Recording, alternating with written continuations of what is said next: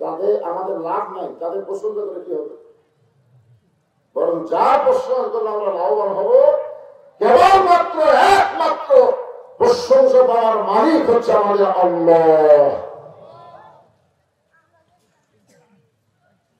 আল্লাহর প্রশংসা কেন করব?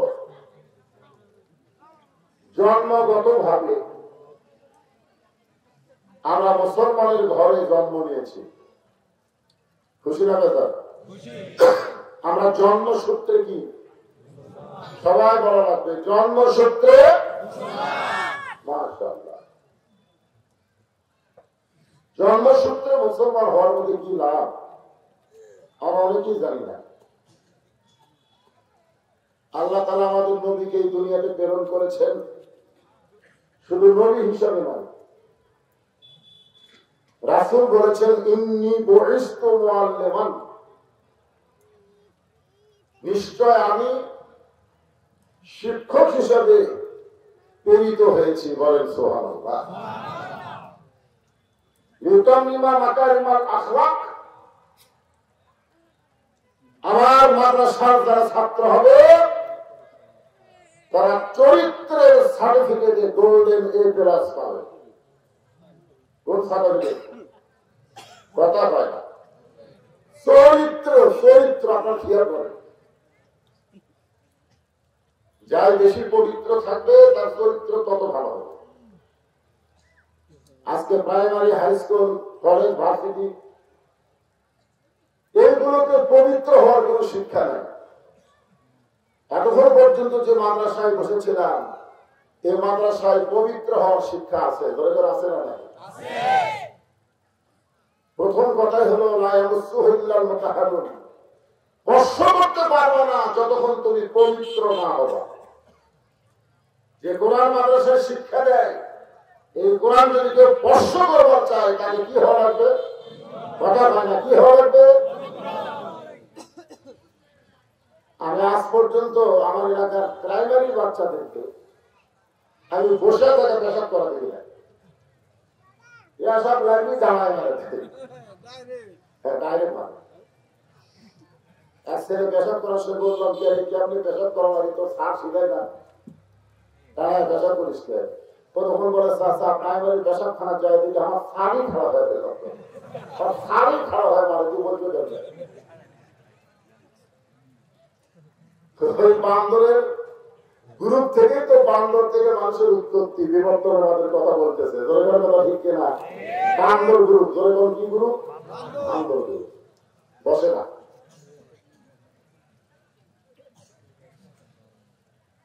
আল্লাহ নবীর মাদ্রাসার ১ নম্বর ছাত্র হয়ে হযরত আবু বকর সিদ্দিক,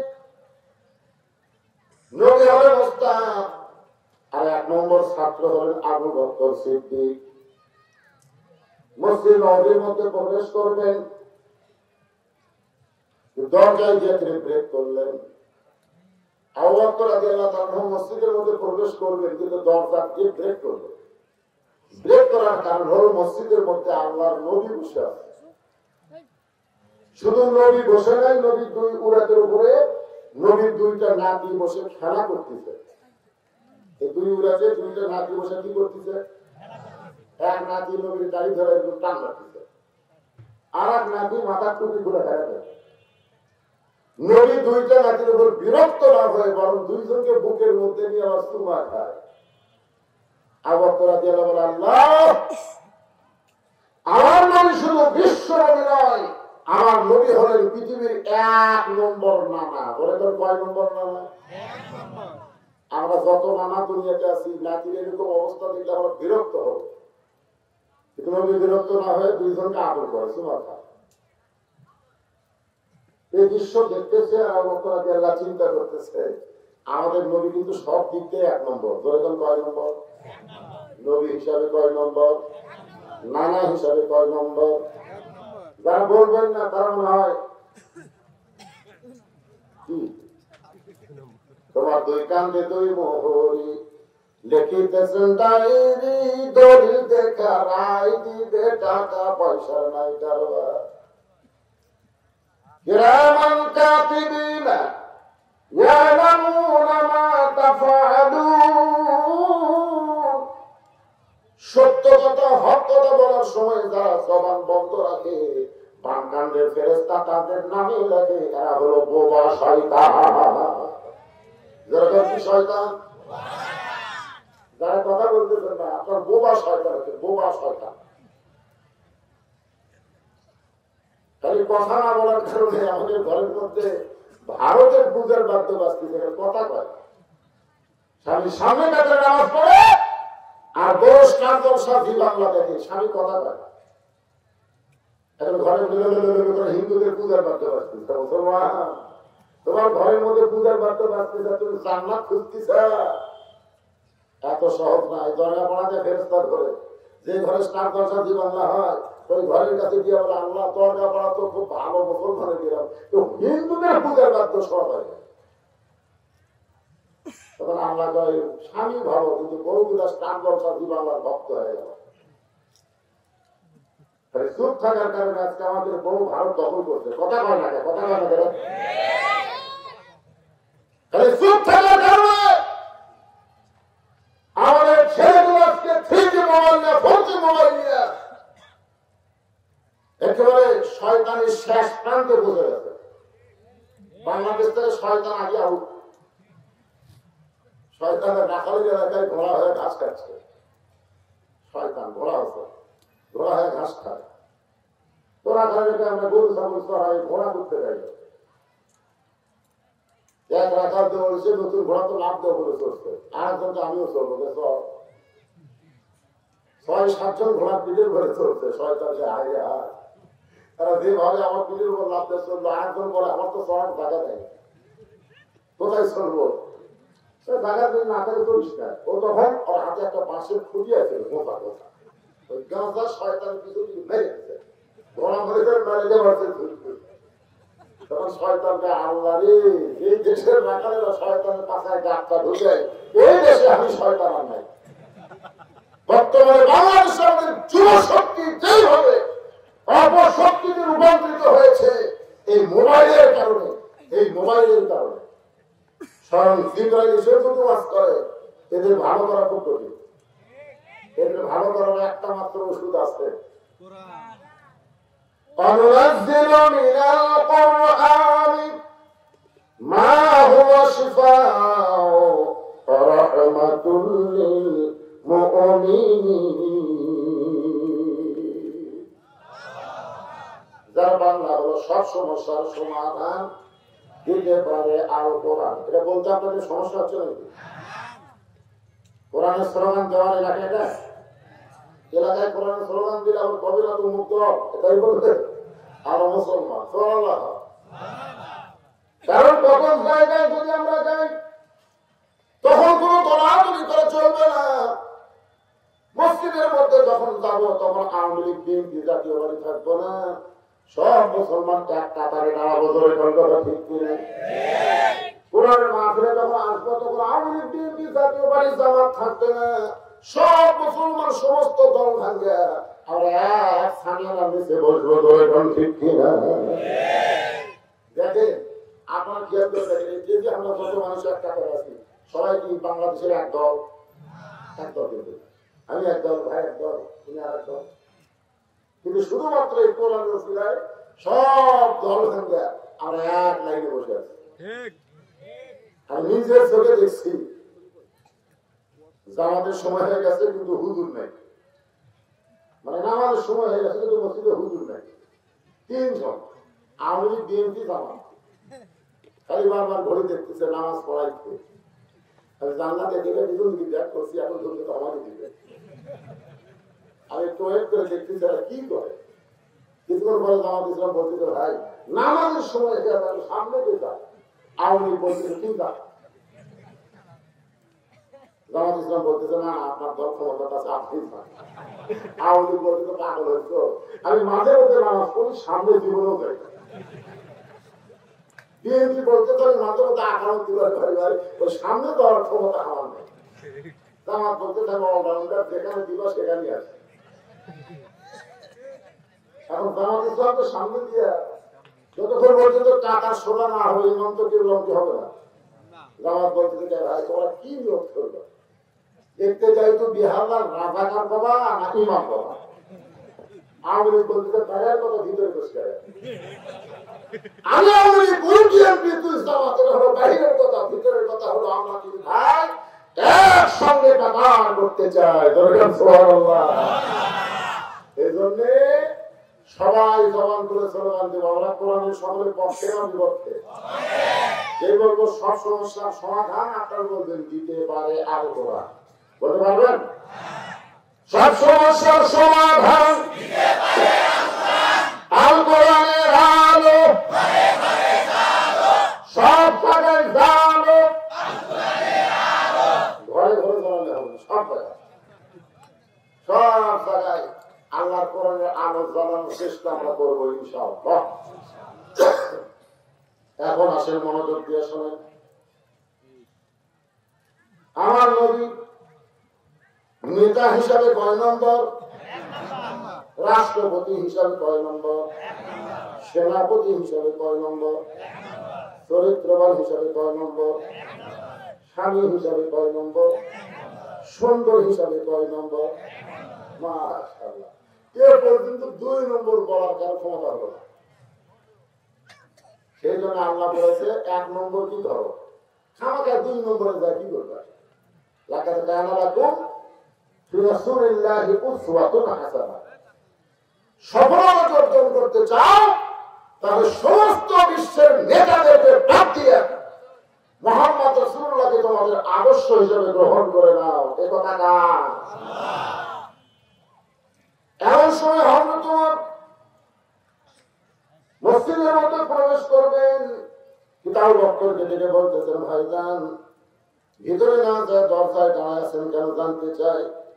আবু বকর বলে ওমর ভিতর দিকে তাকাও। ওমর ঘর ভিতর দিকে তাকায় কিছুক্ষণ পরে বলতেছে এই 2টা সন্তান বড় ব্যাপক, এরা সবসময় নবীকে কষ্ট দেয়। আবু বকর দিলে কি বললেন? কি বললেন? জামাল নবী হলেন বিশ্ব নানা, নাকেরা এত বিরক্ত করে তারপরে নবী বিরক্ত হয় না, 2 জনকে বুকে নিয়ে আদর করে। আর এই গাড়ি টানে মাথা তুলি ফেলে দেয়, এটা আদরই না বেদনী? কথা আদরই না বেদনী? রাস্তা দিয়ে শয়তান যায় না কেউ নিজে বুঝতেছেন না। সঙ্গে সঙ্গে এইভাবে শাহাদত আঙ্গুলি তুলে বলতে তোমার যে কথা একবার বলেছো এই কথা 2বার বলবা না, যে কথা একবার বলেছো এই কথা 2বার বলতে পারবা না। ওমর ফারুক 2 ধাপ সামনে পিছনে গেছে। কেন গেছে? যে নরম মানুষ গরম হবে, নরম মানুষ গরম। আল্লাহ রাসূল বলেছেন আমার 4 জন সাহাবী 1 নম্বর। খুব খেয়াল করেন 4 জন কয় নম্বর? নরম 1 নম্বর আবু বকর, গরমে 1 নম্বর ওমর, সম্পদে 1 নম্বর ওসমান, আর জ্ঞানী 1 নম্বর আলী। তাহলে সবাই কয় নম্বর? এক একজন এক এক দিক 1 নম্বর। যিনি সবচাইতে নরম সেই মানুষটা বলতেছে ওমর যে কথা একবার বলেছো এই কথা আর 2বার বলবা না। ওমর ফারুক 2 ধাপ পিছনে গেছে, নরম মানুষ গরম হলো কেন? ওমর ফারুক রহমত করে হয় আপনি নরম মানুষ এমন গরম হওয়ার কারণ কি? আবু বকর বলে ওমর সবসময় নরম থাকা জায়েজ নাই, মাঝে মধ্যে নরমকেও গরম হতে হয়। নবীর 1 নম্বর ছাত্র বলতেছে সবসময় নরম থাকা জায়েজ নাই, মাঝে মধ্যে নরমকেও গরম হতে হয়। বর্তমানে বাংলাদেশে যে পরিবেশ চলতেছে আর মুসলমানদেরকে নরম থাকা যাবে না, বিবর্তমান শিক্ষাকে পরিবর্তন করার জন্য সবাইকে গরম হতে হবে। এখনো গরম থাকবে, বান্দরের বাচ্চা হবেন।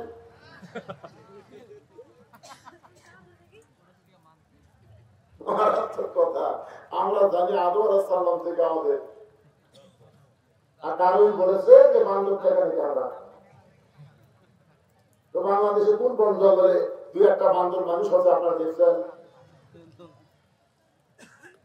সেই শিক্ষা আমাদের উপর চাপাই দিলে আপনার নরম থাকবেন। মাঝে মাঝে নরমকেও গরম হতে হয়। সব সময় গরম থাকা যায় না, মাঝে মাঝে নরমকেও গরম হতে হয়। ওমর ফারুক বলেন আবু বকর ভাই কি জন্য গরম হলেন? আমি তো বুঝতে পারলাম। আবু বকর ওমর, তুমি যে দুইটা সন্তানকে বেয়াদব বলো, তুমি কি তাদের ছিল? তুমি যে দুইটা সন্তানকে বেয়াদব বললে, তুমি কি তাদের ছিল? ওমর ফারুক আবু বকর ভাই চিনব না কেন? এরা হলো আলী আর ফাতেমার সন্তান। ওমর ফারুক কিন্তু মারাত্মক একটা কথা বলছে। কথাটা কি বলছে? এরা দুইজন তার সন্তান, আলী আর ফাতেমার সন্তান। আমি যখন বিয়ে করছি, আমি 91 সালে, 92 সালে, আমি যখন 91 সালে বিয়ে করছি, তখন কাজী সাহেব আমাকে কইল আপনার বাপের নাম কি? আর বাপের নাম করে আমার বিয়ে হয়ে গেল। বিয়ে করে আসার পরে আমার মা জিজ্ঞাসা করলো, কেমন বিয়ে কেমনি পড়ালো? আমি বললাম কাজী সাহেব আমাকে কইল আপনার বাপের নাম কি? এই বাপের নাম করলাম, বাপের নাম লিখলো। মা তখন মন ভালো করে বললো, আমার নাম কয়নি, না না মায়ের নাম নেই। তখন আমার জামাই যখন 14 সালে আমার মেয়ে বিয়ে করতেছে, আমার জামাই, তখন কাজী সাহেব বলতেছে আপনার বাপের নাম কি, মায়ের নাম কি? আমি চিন্তা করলাম কে আমার বিয়ে করে বাপ বিয়ে হলো, আর জামাইয়ের বিয়ে বাপও লাগে মাও লাগে। কারণ কি? বর্তমান সরকার যেটা ক্ষমতা বসে আছে, এই সরকারের একটা ভালো গুণ হলো শুধু বাপ দিয়ে কাম হবে না, কামত মাও লাগবে। এই সরকার কিন্তু অনেক ভালো গুণ আছে। তারপরে একটা হলো বাপের সাথে মাও যোগ করছে। বাবা আনন্দে মাতিয়া সাগরে ভাসাইয়া সেই যে চইলা যায়, খবর লয় না।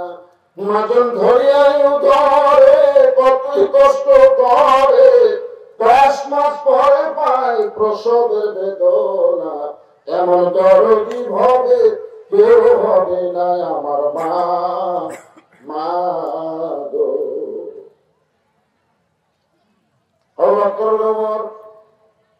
শুধু আলী আর ফাতেমার সন্তান বললে হবে না, এদের আরো পরিচয় আছে।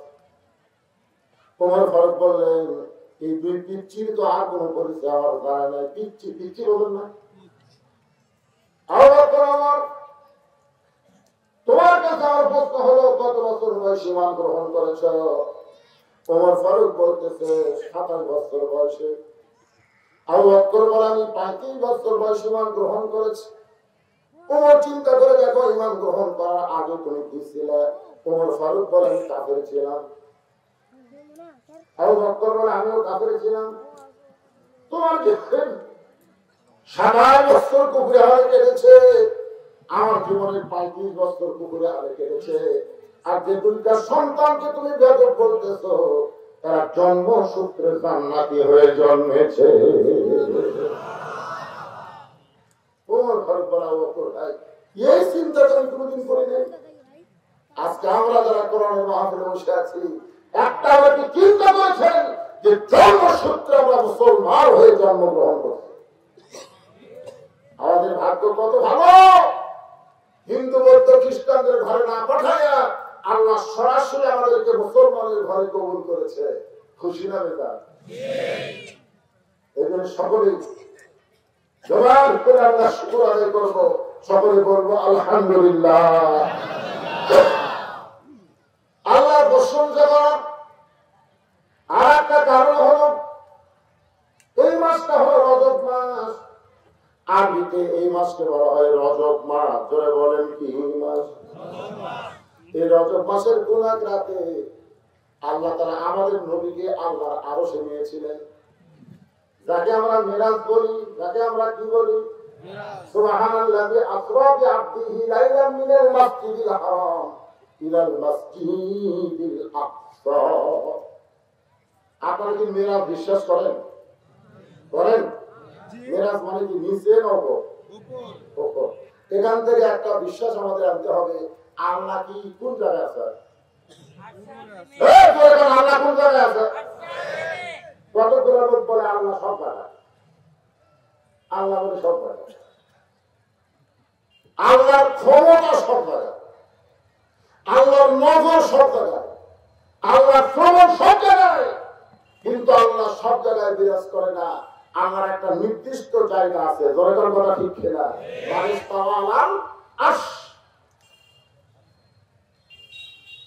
রাসূল মেরাজ করার রাতে এক সময় আল্লাহ তাআলা রাসূলকে জান্নাত দেখার সুযোগ দিয়েছিলেন। আমাদের নবী জান্নাতে গেলেন, ফেরেশতা জিবরাইল বললেন, হে রাসূলুল্লাহ, এই জান্নাত আপনার কেমন লাগতেছে? আল্লাহ নবী বলেন, এত সুন্দর জান্নাত, যেই জান্নাতের বর্ণনা দেওয়া যাবে না, সুন্দরের চাইতেও সুন্দর। করে বলেন সুবহানাল্লাহ। ফেরেশতা জিবরাইল বললেন, ইয়া রাসূলুল্লাহ, সালামুন আলাইকুম তিবতুম ফাদখুলুহা খালিদিন। এই জান্নাতের মধ্যে কেউ যদি একবার প্রবেশ করে, আল্লাহ তাকে আর কোনোদিন বের করে দিবে না। ফাদখুলুহা খালিদিন, মানে এমন ভাবে ঢুকবে যাকে আর বার হওয়া লাগবে না। আপনি যদি ইচ্ছা করেন, আপনি জান্নাত থেকে বের না হলে আল্লাহ আপনাকে বের করে দিবে না। হুজুর খামাখা দুনিয়াতে আবার কেন যাবে? যে বছর রাসূল মেরাজ করেছেন, ওই বছর আল্লাহ নবীর জীবনে 3টা কষ্ট গেছে। বলে কোন কয় কষ্ট? 1 নম্বর কষ্ট হলো চাচা আবু তালেব দুনিয়া থেকে মারা গেল। অনেকে চিন্তা করবেন, চাচা বললে ভাস্তার কি হবে? আমি ছোট থেকে দেখছি আমার বাপের সাথে তাই সবচেয়ে বেশি গন্ডগোল করছে, সেটা হলো আমার চাচা। 1 হাত টাকা দিয়ে মারামারি করছে। আমি মাঝে মধ্যে দোয়া করি, আল্লাহ আমার চাচাটা বললেই হবে, কারণ চাচা গন্ডগোল কম হয় না, বেশি হয়। এ কথা কম হয় না, বেশি হয়। কিন্তু আবু তালেব যখন মারা গেল, নবী এত কান্না কাঁদলেন, সাহাবারা জিজ্ঞেস করে, ইয়া রাসূলুল্লাহ, আপনার চাচা মরে যাওয়ার পরে আপনি এত কান্না কেন কাঁদতেছেন? রাসূল বলেন, সাহাবারা শোনো, মায়ের পেটে আমি বাবা হারাইছি, মায়ের পেটে থাকতে আমার বাবা মারা গেছে, কিন্তু দুনিয়াতে আসার পরে আমি এতিম হইনি। কারণ আবু তালেব চাচা আমাকে এমন ভাবে লালন পালন করেছে, আমার বাবা নাই এটা কোনদিন আমি বুঝতে পারিনি। সুবহানাল্লাহ বলে কোন মারে? সুবহানাল্লাহ কখন কয়? 3টা তাসবিহ বলার সময় যদি জবান বন্ধ থাকে, রাসূল বলেছেন, সে যত বড় নেককারী হোক, নেককার হোক, সে মরার সময় বেঈমান হয়ে মরবে। আর 3টা তাসবিহ বলার সময় যার জবান সফল থাকে, সে যত বড় পাপী হোক, মরার সময় সে মুসলমান হয়ে মারা যাবে। তার মধ্যে একটা হলো সুবহানাল্লাহ, একটা আলহামদুলিল্লাহ, একটা আল্লাহু আকবার। কি কথা? সুবহানাল্লাহ বলা, আপনি সুবহানাল্লাহ বলতে সঙ্গে সঙ্গে আপনার নামে একটা গাছ হবে সুন্দর বনে। কোথায় হবে?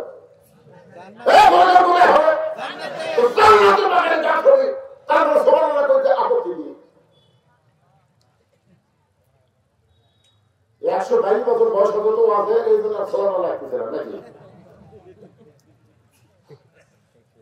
যখন যেটা বলা হবে একটু বলবেন যে 4 দিন পরে আসলাম, আপনাকে মন মনে নাকি? আমার কথা কি আপনার ঠিক করে শুনতে পাচ্ছেন? ও দেখে একটা মুখ বান্ধা বসে আছে, মুখ বান্ধা বসে আছে, মাস্ক করেন। আল্লাহর বান্দার একটু মনোযোগ দিয়ে শুনবেন।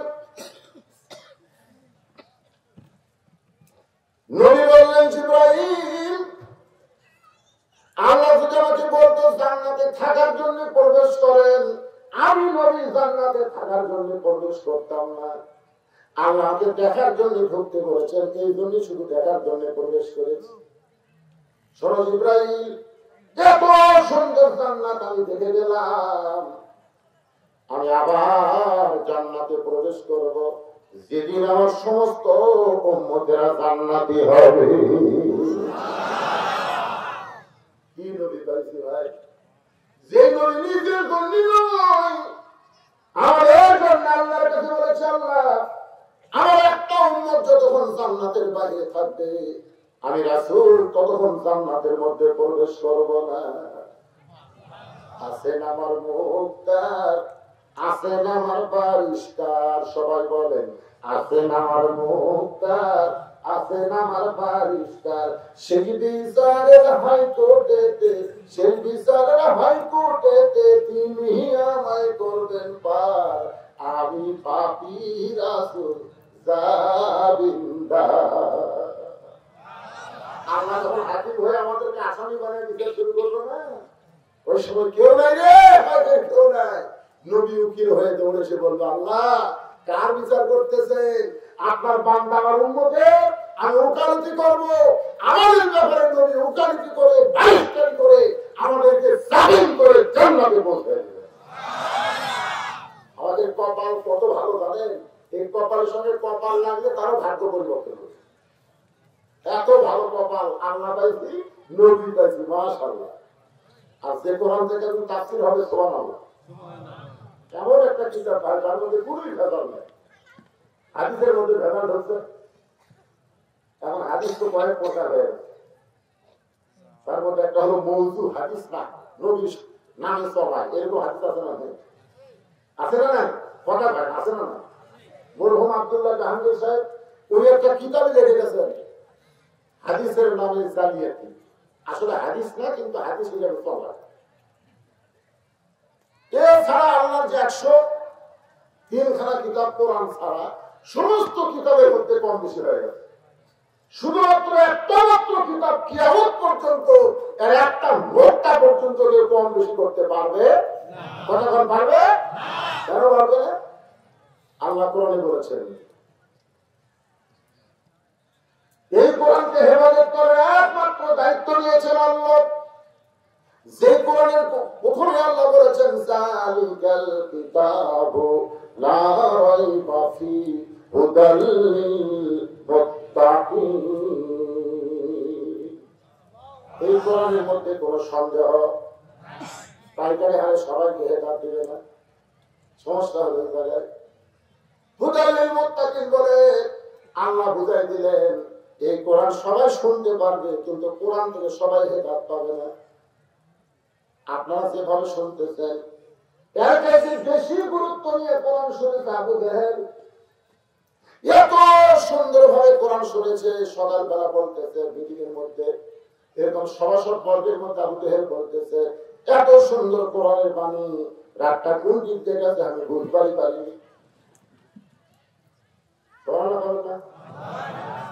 কোরআনের মধ্যে তার কি আছে? জাতু ছাতু। আবু জাহেল বলতেছে এত সুন্দর কোরআনের বাণী, রাতটা আমার কোন দিক দিয়ে গেল রে, আমি বুঝবারই পারি। আবু সুফিয়ান বলেন, এটা যে কোরআন শুনতে রাতটা কোন দিক দিয়ে গেল বুঝতে পারলেন না, সেই কোরআনকে যদি গ্রহণ করা হয় তাহলে আরো তো ভালো হবে, কারণ শুনলে যদি এত ভালো লাগে গ্রহণ করলে আরো ভালো হবে। আবু জাহেল বলতেছে, তোর কানটা আমার মুখের কাছে দে। আবু সুফিয়ান বলে, কি খবর? কানটা মুখের কাছে দে, জোরে বলা হয় না। আবু সুফিয়ান যখন আবু জাহেল মুখের কাছে কানটা দেয়, এমন সময় আবু জাহেল বলতেছে, আবু সুফিয়ান এই কোরআনকে যদি গ্রহণ করা হয় তাহলে আমার মতন ভুয়া মানুষের নেতৃত্ব আর চলবে না, আসল নেতা হবে আব্দুল্লাহর এতিম পোলা। এজন্য আবু জাহেল গ্রুপ দ্বারা এখন পর্যন্ত কোরআনের শত্রুতা করতেছে তারা। বাংলাদেশে তারা ভুয়া নেতা, ধরেছেন কি নেতা, ভুয়া ভুয়া বলেন। আমাদের বললাকে বয়ের ভেবে আমার ভোট হচ্ছে, ভোট তার মধ্যে একজন দাঁড়াচ্ছে হিরো আলম, ধরেছেন কি আলম, হিরো আলম এমপি হবে। জনগণ আমাকে বলতে হুজুর আপনি পুরুষ মানুষের ভোট থাকবেন, এখানে মেয়ের মানুষ যদি আপনি ভোট দেয় তার আপনি এমপি হবে। আমরা 2 থানা খুলে দেখছি 70-90 জন মেয়ে মানুষ আপনার ওয়াজ করে, হুজুর আপনি দাঁড়ান। আমি কইলাম আমার এই ভুয়া নেতা হওয়ার দরকার।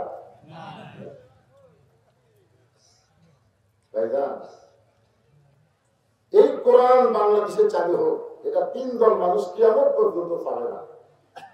তার মধ্যে একটা দল হলো ভুয়া নেতা, দলের কি নেতা, যে সমস্ত নেতারা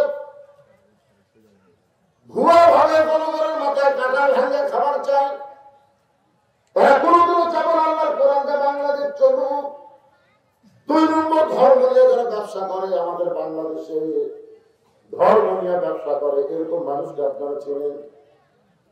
আমার দয়াল বাবার দরবারেতে কেউ ফিরে না খালি হাতে। আচ্ছা, আপনাদের নিয়ামত কি কেনা করে আছে?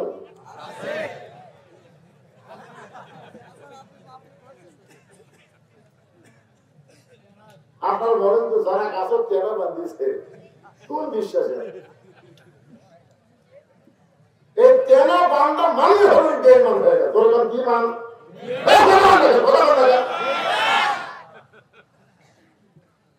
এই ধর্ম নিয়ে তারা ব্যবসা করে খায়। এরা কখনোই চাবে না বাংলার জমিনে আল্লাহর কোরআন চালু হোক।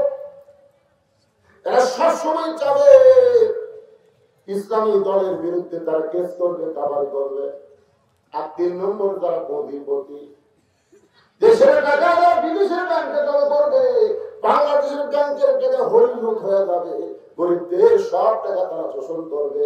গরিবরা পকেটে টাকা থাকবে কিন্তু খাবার পাবে না, আবার হয়তো খাবার আছে টাকা থাকবে না। এই পুঁজিপতি 2.5 টাকা জাকাত দেওয়া লাগবে।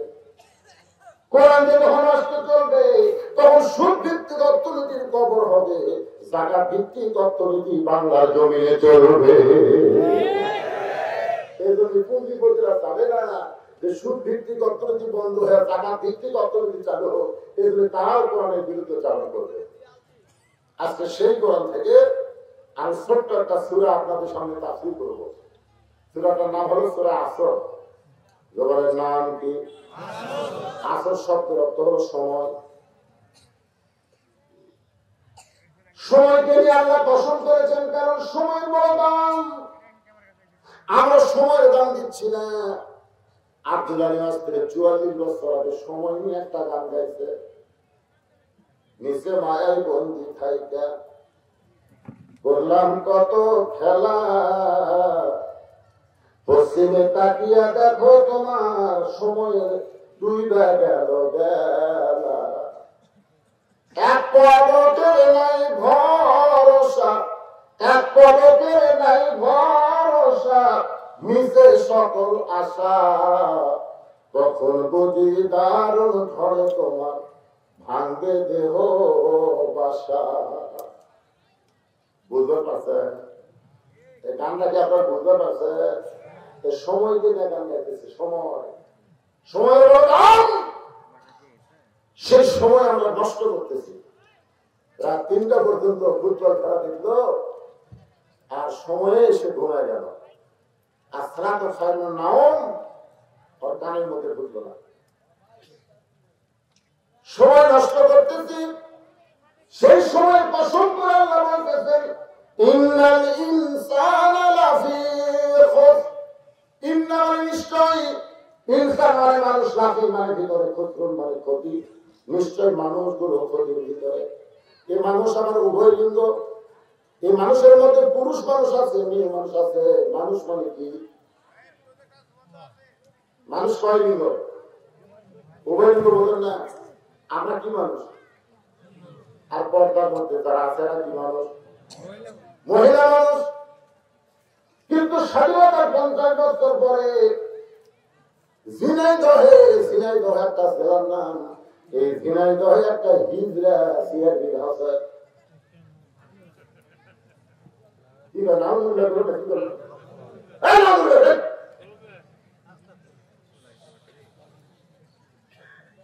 হিজড়া কি মানুষ না? এতক্ষণ আমরা বললাম মেয়ে মানুষ, পুরুষ মানুষ। পুরুষ কি মানুষ? ও ওই তো ওর মধ্যে ডুবে আছে। হিজড়া সম্পর্কে প্রশ্ন করা হয়েছে যে হিজড়া যখন মরে তখন কয় কাপড়? একটা পুরুষ মানুষ মারা গেলে 3 কাপড় দেয়। আপনাকে এই এলাকায় কয় কাপড় দেয়? আর মেয়ে মানুষ মারা গেলে কয়টা দেয়? হিজড়া বলে কয়টা?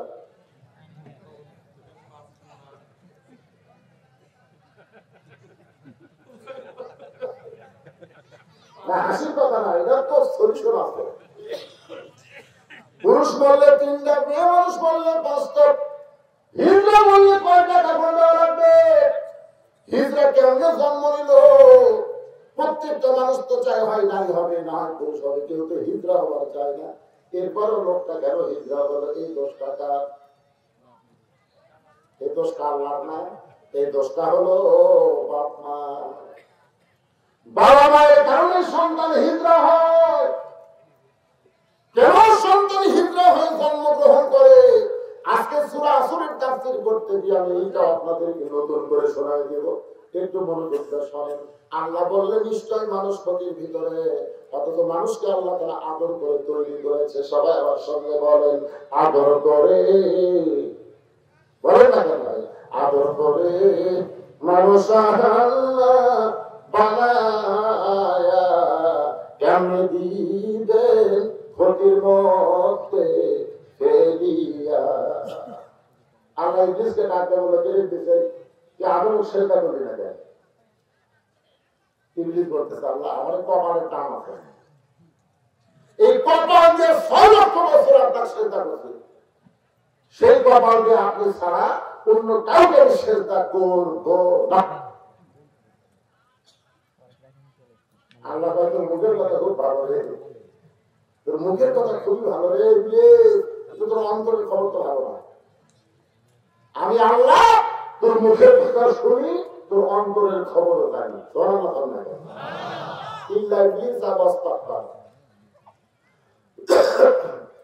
তুই আমার আদমকে অহংকার করে সেজদা করিস নাই।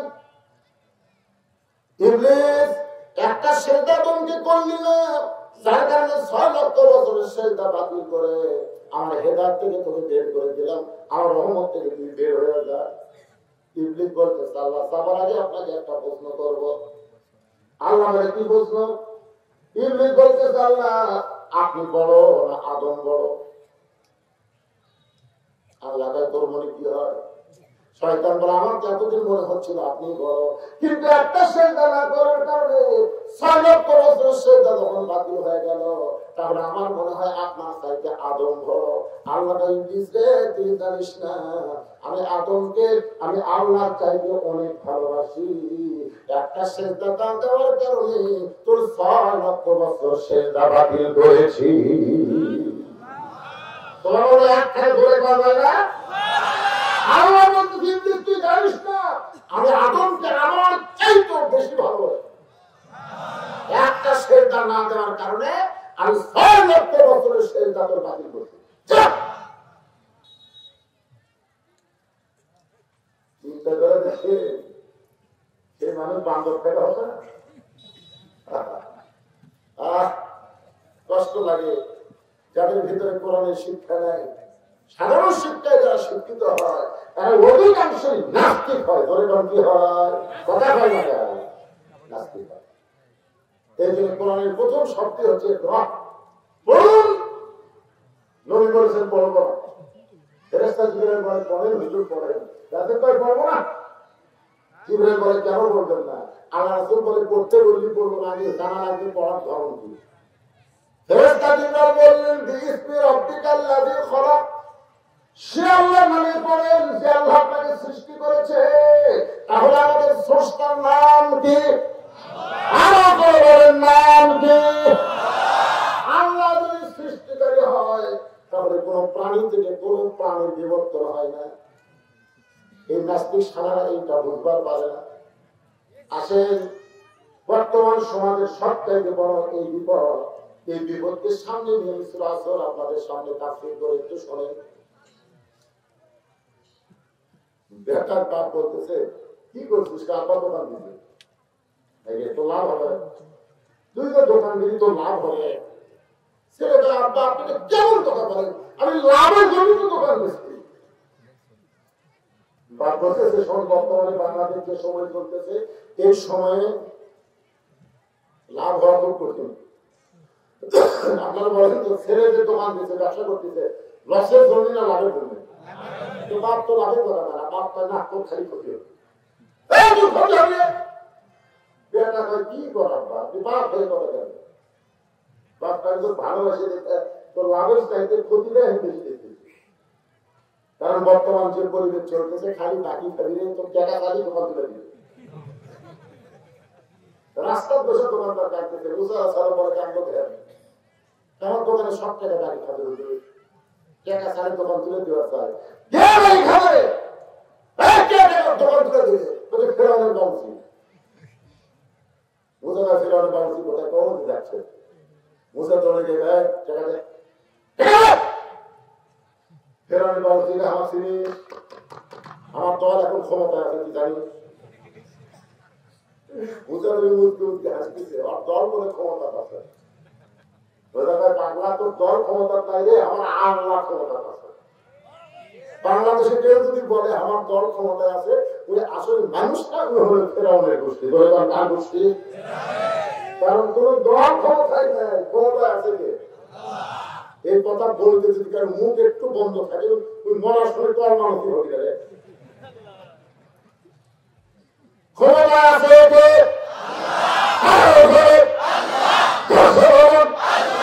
কোন দল ক্ষমতায় নাই কোন দল ক্ষমতায় আল্লাহ কিন্তু সময় ক্ষমতা দিয়ে পরীক্ষা করতেছে তা তো তুই মানুষ থাকিস না ফেরাউন হস্ত করে ট্রাই করবো ক্ষমতা সিয়ার পাই তো কি হলু রে হাসপাতাল উঠে 1 লাখ টাকার খাট 12,000 টাকার বন্ধ পরে তাহলে যে 9টার সময় বলতেছে আমার বাসা আমার ঘর আমার নামাইতে আল্লাহ তোর তো নামানোর কেউ নাই রে তোর বাসা তোর ঘর তোর নামাইতে 9টার সময় কথা বলে ওই তাহলে কম লোকের ওটা ঘুমিয়ে গেছে রাত 3টার সময় একটা ভূমিকম্প করে কি কম্প ওই এত বসে নামছে বুঝলেন কম্বলের মধ্যে লঙ্গি খুঁজে আছে ওরা ব্যায়ামটা হয়ে নামছে তোর কি হয়ে নামছে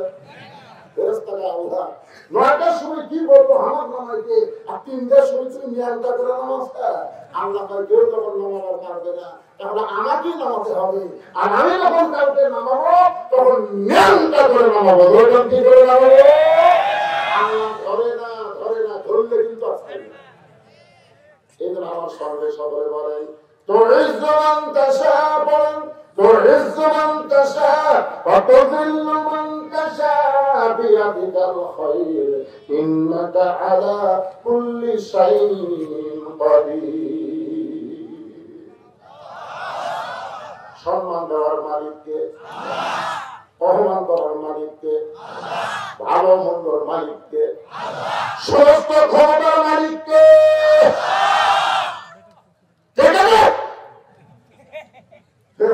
আমার দল আমার ফেরাউনের কোনো ক্ষমতা আছে আমার দল ক্ষমতা আছে কেন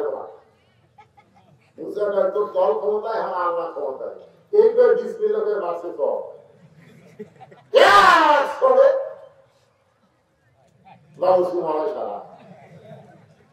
আজকে তারা অহংকার করতে তো আমার দল ক্ষমতা আছে আল্লাহ যেদিন চোয়াল মারবে তোমরা আর হুঁশ পাবা না ধরে না কথা আমরা হাতের তেলটা সাইজ করতেছি সময় মতো মার হবে দরকার মার হবে না জীবন খালি দোয়া করবি কাম হবে না যে হাতের মধ্যে লাঠি ঢুকার লাগবে দরকার কথা ঠিক একটু মনোযোগ দিয়ে কথাগুলো শুনবেন আল্লাহ বলতেছেন ক্ষতির মধ্যে করবো না 4টা বিষয় আমাদের সামনে উপস্থাপন করা হচ্ছে 1 নম্বর হলো ইল্লাল্লাযীনা আমানু ওয়া আমিলুস সলিহাত ওয়া তাওয়াসাউ বিল হক ওয়া তাওয়াসাউ বিস সবর এখানে 4টা বিষয় তাফসীর হবে 15 মিনিট করে 4 15 1 ঘন্টা এই 1 ঘন্টা সময় আমাদের থাকে লাগবে রাজি আছেন 4 15 7 মিনিট এই পর্যন্ত ঘরের দিকে তাকায় দেখেন আমি 1 ঘন্টার বেশি সময় কথা বলতেছি উপস্থাপনা করলাম 1 ঘন্টা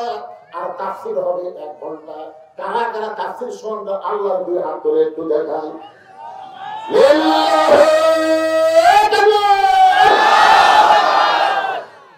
ইমানের উপরে কথা হবে 15 মিনিট কয় মিনিট কথা হবে 5 মিনিট আমলের উপরে কথা হবে 15 মিনিট আর তারা সবের হক হক আজিদুল হক মামুনুল হক কুল্লাল হক ওয়া যাহাকাল বাতিল ইন্নাল বাতিলা কানা যাহুকা আর কথা সবের সবর এর উপরে 15 মিনিট এই 4 15 7 মিনিট আমি আপনাদের সঙ্গে কথা বলবো ইনশাআল্লাহ যদি আর 8 ঘন্টা বেশি লাগে আপনারা থাকবেন ইনশাআল্লাহ পারবেন না উত্তর ইনশাআল্লাহ আল্লাহ অনেকদিন পর দরজা খোলা যাচ্ছে আল্লাহ এখন আসুন ইমানটা কর সাহাবা জিজ্ঞাসা করলেন মা হুয়াল ঈমান ইয়া রাসূলুল্লাহ রাসূল বললেন ঈমানকে যদি তোমরা জানবার চাও ঈমানকে তোমরা তিন ভাগে খেয়াল করবে এক নম্বর হলো ইকরার বিল লিসান জবানে বলতে হবে লা ইলাহা ইল্লাল্লাহ লা ইলাহা ইল্লাল্লাহ লা ইলাহা ইল্লাল্লাহ আমাদের বাংলাদেশে এরকম সাকির একটা জিকির আছে না কেন না কেন করা এত সাকির যে এই বাঁশ বইয়া সামের মাথা চায় দেখছেন ইল্লাল্লাহর সাকিতে এক দুই ধরেছে কি ফেলা ফেলা দিতে আল্লাহর কিতাব দিয়ে সেদিন ম্যাঙ্গোটি কিনতে আসলো না খালি লোকই কিনতে